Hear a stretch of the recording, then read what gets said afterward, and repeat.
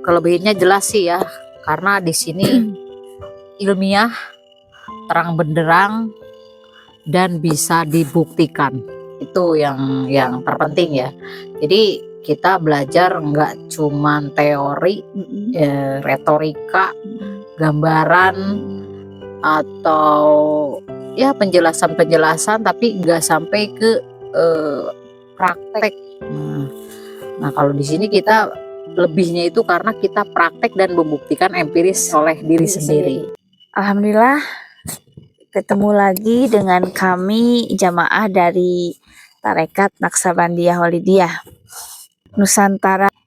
Kami masih berada di Gria Pasulukan, Sumedang, Jawa Barat.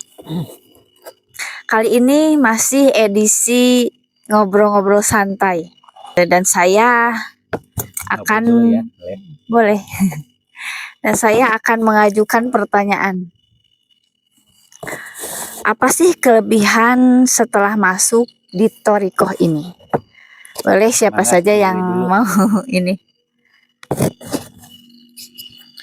Bismillahirrahmanirrahim. Assalamualaikum warahmatullahi wabarakatuh. Waalaikumsalam warahmatullahi wabarakatuh. Kelebihannya jelas sih ya, karena di sini ilmiah, terang benderang, dan bisa dibuktikan.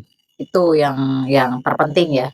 Jadi kita belajar nggak cuman teori, retorika, gambaran, atau ya penjelasan-penjelasan, tapi nggak sampai ke praktek.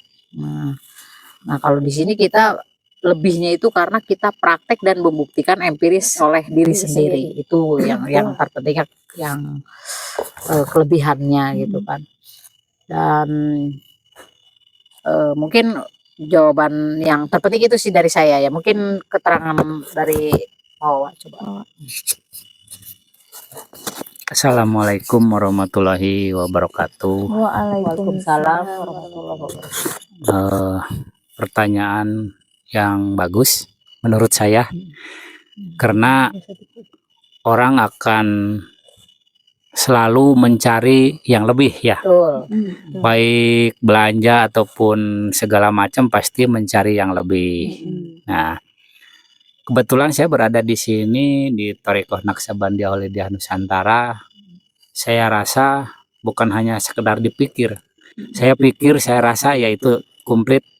Saya rasa ada di sini karena sebelumnya saya pernah mengikuti Thariqah yang lain.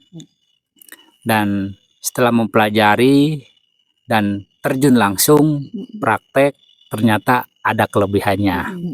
Nah, selain yang tadi disampaikan oleh Ibu Wiwi, ya intinya sama seperti itu. Ilmiah, masuk akal, logis, ya itu yang penting. Jadi kita tidak bisa membohongi atau tidak bisa dipungkiri bahwa akal kita, pikiran kita selalu menuntut yang lebih.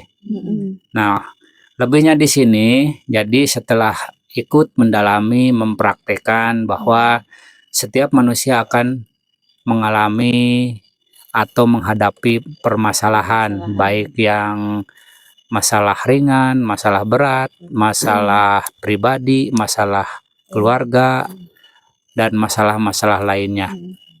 Nah, itulah kenapa dengan kita berthariqah berarti kita menemukan jalan, menemukan Tuhan, dengan berkesimpulan bahwa segala sesuatu yang terjadi di alam semesta ini tak lepas dari kehendaknya.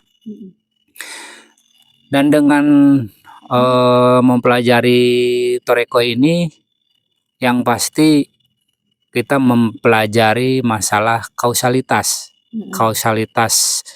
Dan sesungguhnya Tuhan atau Allah sendiri yang memiliki kausalitas tertinggi dalam permasalahan, dalam peristiwa setiap manusia. Jadi intinya kejadian-kejadian ini adalah bentuk kausalitas yang Allah ciptakan. boleh dibilang Allah sendiri tidak bisa disalahkan. Seperti orang mencuri, kan itu dengan atau ditangkap polisi, di penjara, tidak bisa menyalahkan Allah karena itu adalah kausalitas hasil perbuatannya. Jadi yang dibilang kausalitas tertinggi itu seperti program komputer. Kalau mijit A yang keluar A, mencet tombol B yang keluar tombol B. Nah, seperti dalam usaha apapun itulah kausalitas. Jadi kalau ada permasalahan yang timbul dalam keseharian, kita tinggal mengingat, melihat, mencermati bahwa itu adalah kausalitas permasalahan yang pernah kita perbuat. Ya kalau di Islam mungkin dibilang karma, mungkin kurang banyak yang tidak setuju. Nah, kalau orang Hindu, orang Buddha itu pasti disebutnya karma. Kalau Islam mungkin disebutnya tabur tuai hukumullah atau hukum ilahiyah. Nah, mungkin kelebihannya di sini bisa mengurai permasalahan-permasalahan seperti itu. Jadi tidak mencari salah orang lain, tetapi mencari kesalahan kepada diri sendiri. Mungkin seperti itu ya kelebihannya. Ya, baik, makasih Pak Wak. Saya mau bertanya, itu langkah-langkah menghadapi masalah itu di sini ya, seperti apa tuh langkah-langkahnya? Harus seperti apa? Nah, untuk menghadapi permasalahan yang terjadi di dalam keseharian, langkah-langkah pertama adalah kita kan bertoreko itu mencari istilahnya jalan pulang, mencari Tuhan, dan alhamdulillah kita udah ketemu ya. Makanya kan dibilang beragama, awalnya beragama ma'rifatullah, kenal Tuhan atau kenal Allah. Nah, kebetulan di sini kita sudah menemukan jalan, menemukan Allah sendiri secara nyata bahwa kita di dunia ini tidak lepas dari kehendaknya, dan itu adalah sebuah kausalitas yang tadi saya sampaikan. Dalam menghadapi permasalahan-permasalahan, ada langkah-langkah yang mesti kita sadari. Yang pertama, semua kejadian tak lepas dari kehendaknya atau kehendak Allah. Itu yang pertama.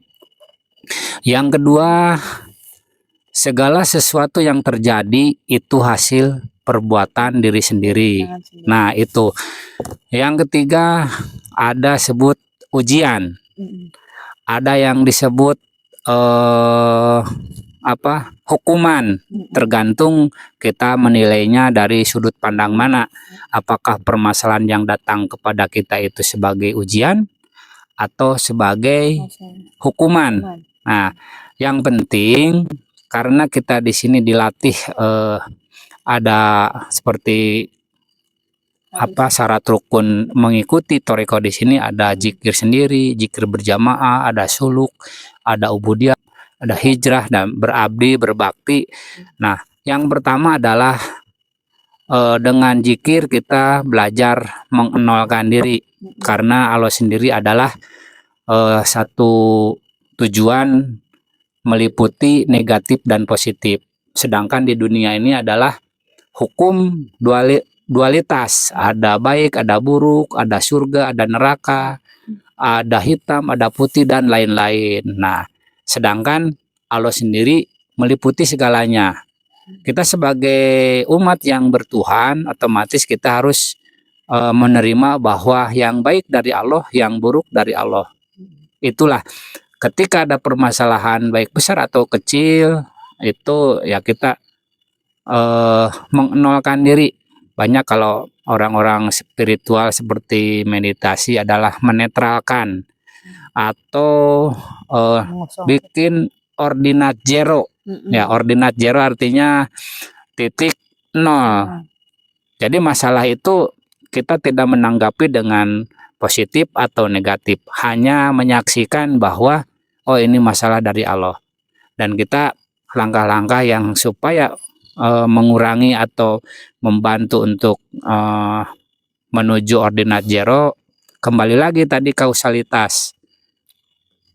Oh ini perbuatan saya dan Allah memunculkan ini di hadapanku untuk yang pertama mungkin bertobat, pernah melakukan hal seperti ini.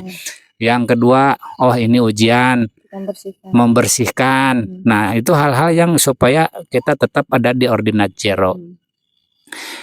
Apabila kita masih merasa itu adalah sebuah masalah dan kita gundah gulana, gelisah, itu berarti kita masih perlu dibersihkan lagi, belum menerima permasalahan itu, ya, masih pendosa istilahnya. Tetapi kalau kita sudah menerima ujian apapun, baik secara fisik ataupun psikis, kita menerima, oh ini dari Allah, ini adalah ujian, dan kita bisa menilai atau mendefinisikan ujian atau teguran ya kita sendiri.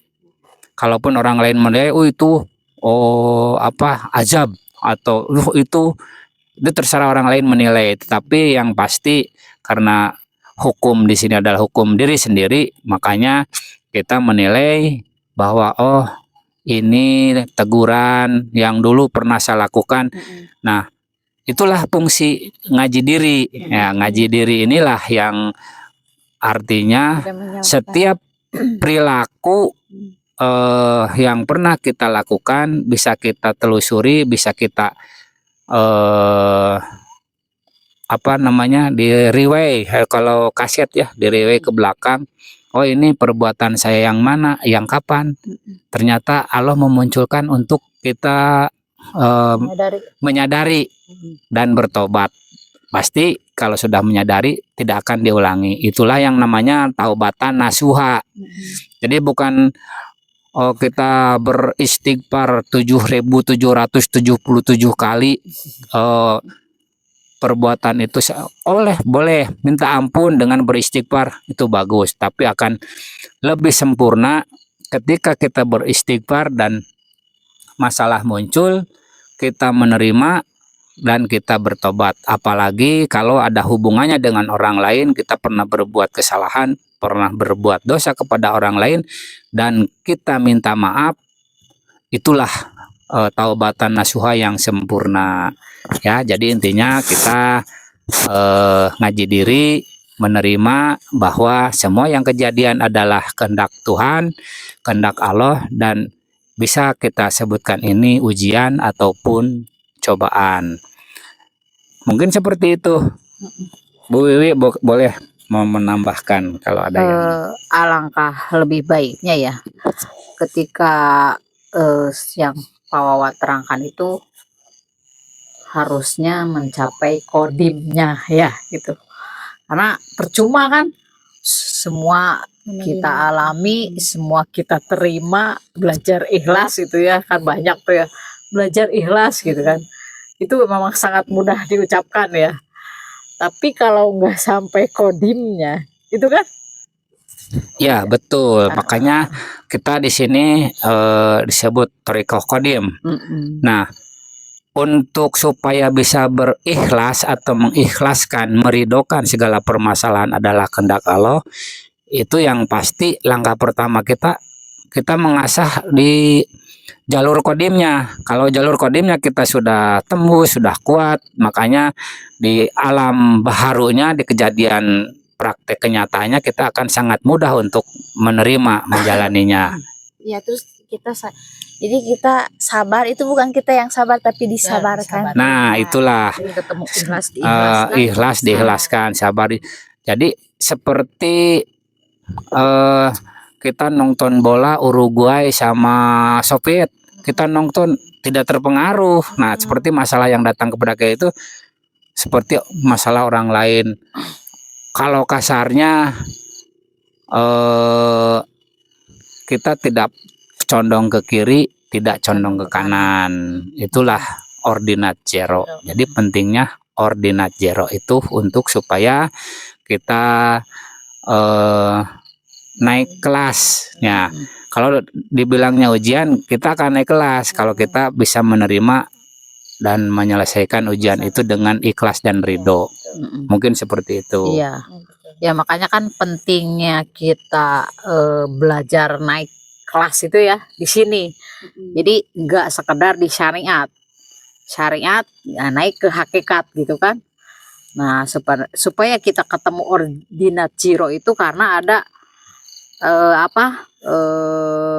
pertemuan antara syariat dan hakikat. Nah, kan muncul karena pertemuan itu baru disitulah ada ordinat jiro yang bisa terjadinya makrifat kan gitu. Ya betul. Jadi seperti itu ya. Jadi tidak mudah untuk kita menjerokan atau mengnolkan diri ketika ada masalah. Betul. Ya, yang pasti kita harus punya kekuatan ilahiyah yang mana dikuatkan Ya, dan kita dimengertikan gitu. Jadi kalau ada masalah itu disabarkan. Ya, mungkin saya rasa itu. Kalau boleh mau Neng mau menambahkan silahkan. Ya, kalau saya mau menambahkan sedikit ya Pak.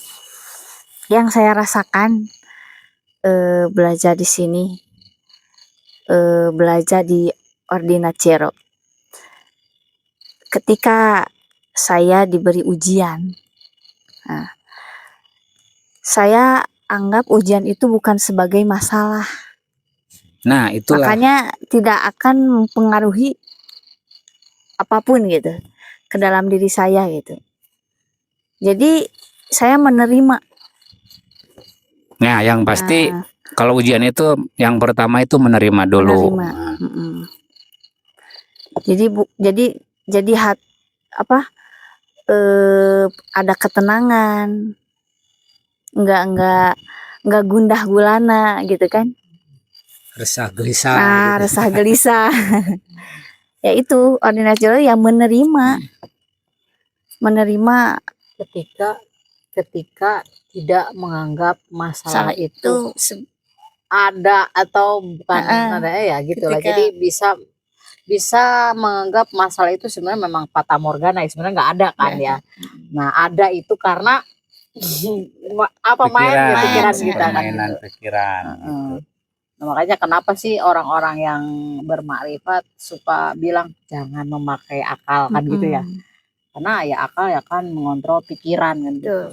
Nah, kenapa orang-orang yang berhakikat itu menggunakan kolbu gitu kan. Sudah tidak lagi akalnya sudah tidak lagi dipakai karena ya seperti itu. Kalau kita selalu memakai akal ya akan selalu menganggap semua itu masalah gitu kan biasanya nah, kita gitu.